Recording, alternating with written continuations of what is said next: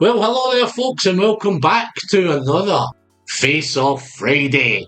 We're bringing two modern classics together. I've had the coins on them for the last hour. Let's get the coins off. You may be mistaken, guys. You may be thinking I'm doing sherry against bourbon. You may be thinking I'm doing Campbeltown against the Highlands. You would be right in one of those cases. I'm not doing sherry against bourbon. I'm doing bourbon against bourbon. Look at the colour difference in this bad boy. That almost looks sherry. It's telling me on the bottle, guys, it was matured in bourbon barrels. This one here, I'm not too sure on this one. I think there's a little hint of sherry in this one, but I think there's not a lot, to be fair. Colours definitely saying there's not a lot of sherry in that. Both natural colour, both non-chill filtered.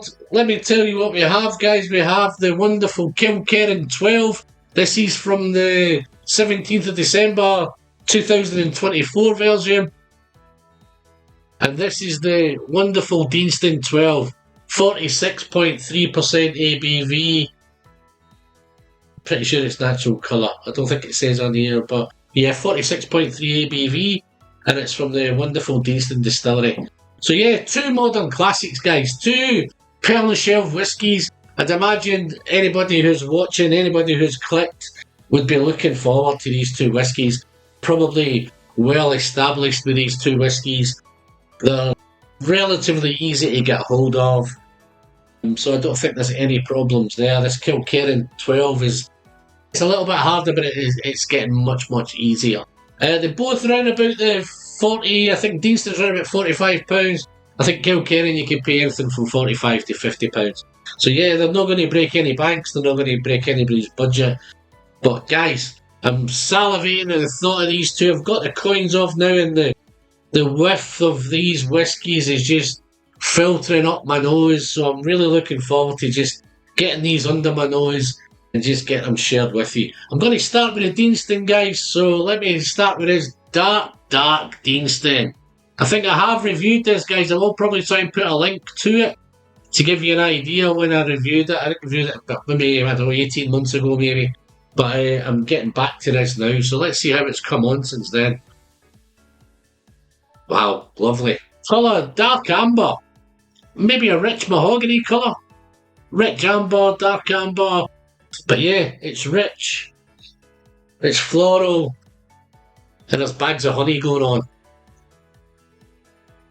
But it has that typical Deanston character. It's that malty, cereal, biscuity thing. And then it drops into some toffee, some vanilla. But the difference with this one, guys, why I think this is different to most other Deanstons I've had, just looking at the coat line on that, it's coating this glass beautifully. I just hope the camera can pick that up, but it's lovely, lovely coat line going on there, and some fantastic legs coming down. But yeah, but the difference with this one to most Deanstons, I usually get that cereal, malty, biscuity thing going on. But this is a wee bit darker, wee bit dustier, wee bit musty. It's got a wee musty, fusty feel going on. Almost a little bit of dampness going on with it. But then once you get, and it's so inoffensive. But then once you get past it, there's some wonderful apple notes, some tropical fruit notes. Definitely wonderful, wonderful stuff going on with this one.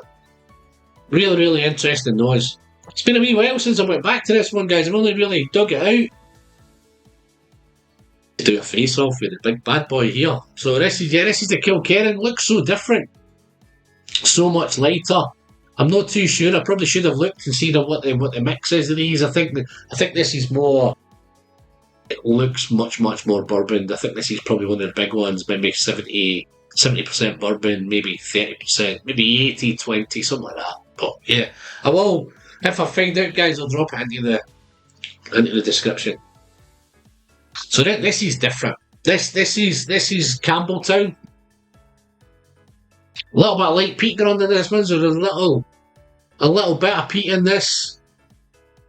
But this is light, grassy, And here's where the lemon juice comes in. So it's lemony, limey, citrusy, and it's definitely a little bit of peat in there. And it definitely has that lovely coastal, maritime salinity going on there. A little bit of funky minerality going on. But it's, again, here comes the toffee, the fudge, citrus. But this is a little bit salty. The reason why I think there's a wee bit of sherry in this, guys, because I'm picking a wee tiny wee hint of raisin and a wee tiny hint of chocolate going on with this one. But two fantastic, wonderful. This almost smells like sherry, guys, but it's not. It's fully matured in ex-bourbon. This is a wee bit more kind of coastal, sea salty, Campbeltowny, which it should. So let's taste them, guys. Let's send them down the hatch and see how they compare on the palate. So this is the Deanston 12 down the hatch.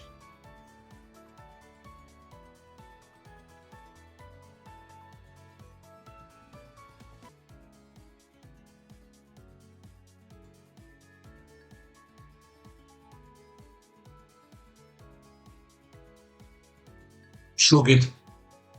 This is going to be a hard one, guys. 46.3% ABV, lets you know it's there. Comes in a wee bit hot, spicy, some ginger, some pepper, some spiced oat. But then, as it develops, it is beautiful honey, vanillas, sticky dark toffees come through, and I think it's coming across on the palate a wee bit darker. It's dark toffee, dark sticky toffee, dark honey, some lovely sweet vanillas, and then the malty, biscuity thing comes through. It's almost now like a shortbread. It's a little bit salty.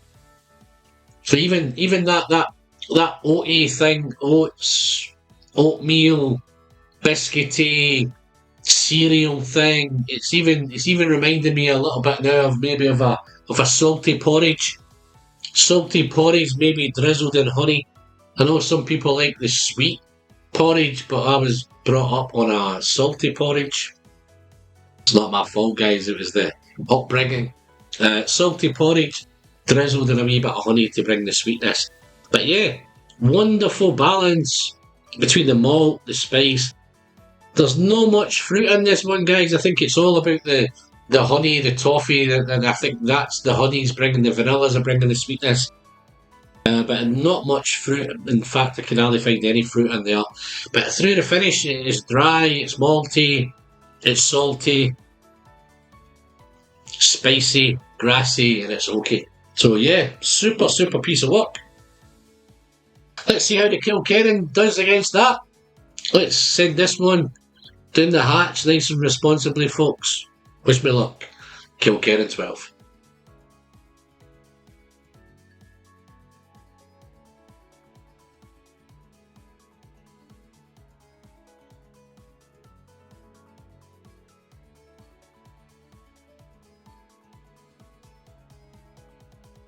There's that little bit of sweet peat in there as well.